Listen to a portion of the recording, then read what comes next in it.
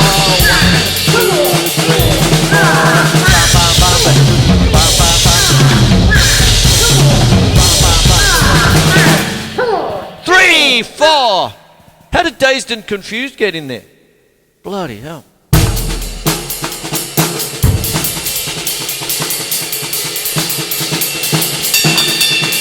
Oh, look at the time.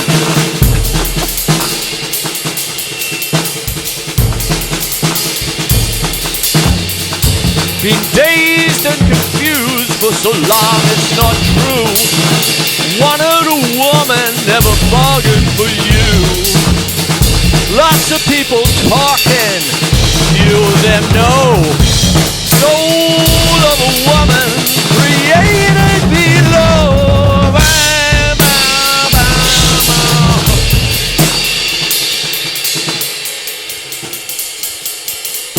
Split rudiments is what I'm going to get into now without going into Dazed and Confused. Now, I've talked about three main rudiments there. Single stroke roll, double stroke. Oh, sorry about that. That was unscripted. Hocketing. Get back on track, Chris. King Crimson, I did that. Yes, good. Now, what happens is that what you do is that I've done the three rudiments, single stroke, double stroke, and paradiddle. But when you start getting into flams, and so you start going...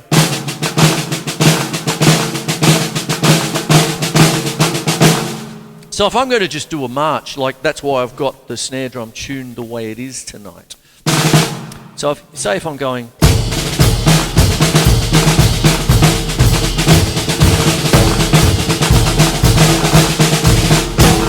Now if I did all that, but I did it here. Okay, so if I went...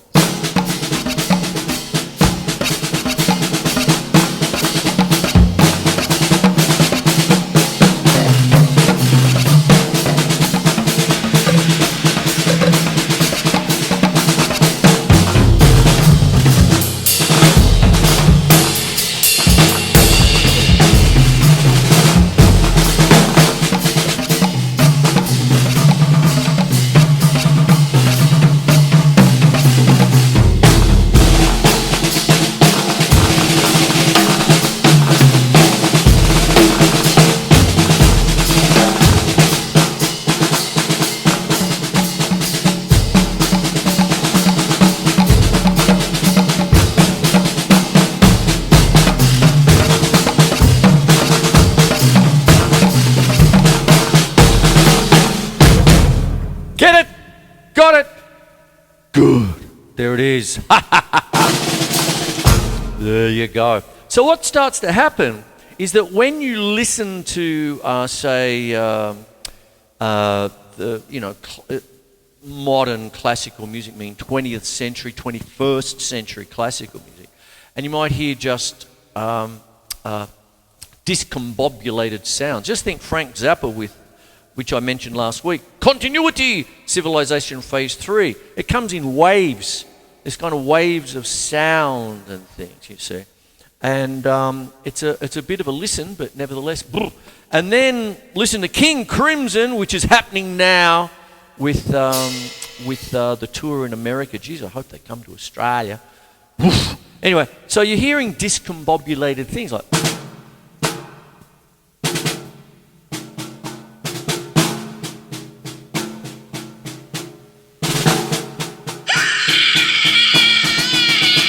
That's how most of you are probably thinking about this song.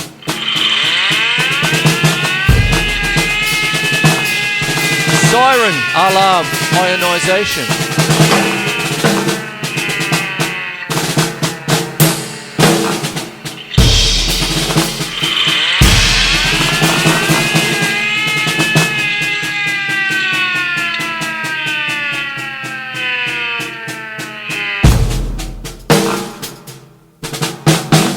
But when you put tempo to it,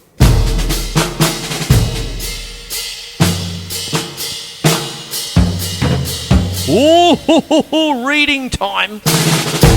You know, you've got your, the bits, that kind of thing. 1 E under, 1 E under, 1 E under, 1 E and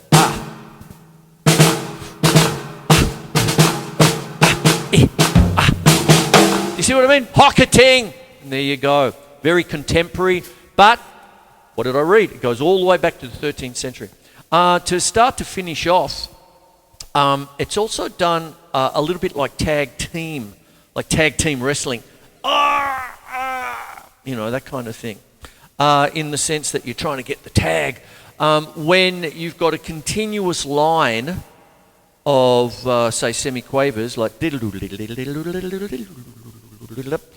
And it's all well and good if you're playing long lines on the guitar or piano. You can breathe. Here, you can breathe. I can still do it. But if you've got a wind instrument, you've got to take a breath, otherwise you'll fall over and cark it, you see.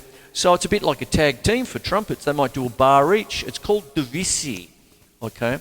One of the great ones for that is Bèla Bartok. Music for Strings, Percussion and Celeste. Where he actually split the orchestra in half. You've got your standard setup for an orchestra, which is kind of like a natural stereo, way before microphones or anything like that.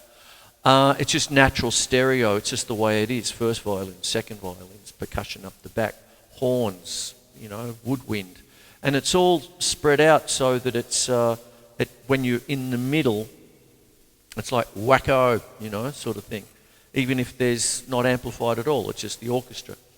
But what Bartok did, I'll put it up here. I've got the vinyl in the other room, but I didn't pull it up. Is that he had a special setup, and he said this is what's going to happen. And it was like two orchestras fighting. It was like, we should stuck with violins on. Yes, Dad, yes, Dad, yes, Dad. And then the other one, so it'll be...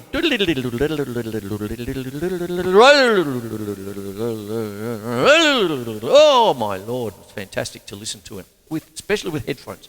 Fantastic. I better get a wriggle on. And what did I have before? I had Scrutino. I don't know why. It was just a little bit... Oh.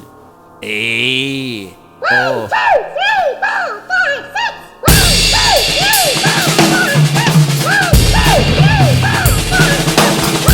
1, 2, 3, 4, 5, 6. 1, 2,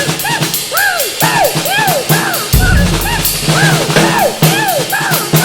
My name's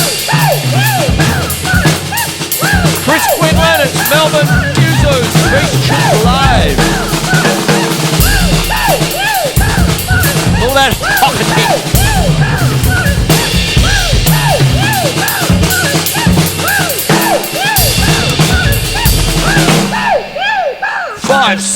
1, 2, 3, 4. I love you. I'll see you. I'll have this up tomorrow sometime. And on Melbourne's Channel 31 very soon, in about 10 days. Mwah, love yous all. Where are you, Marley? Let's go. Hey!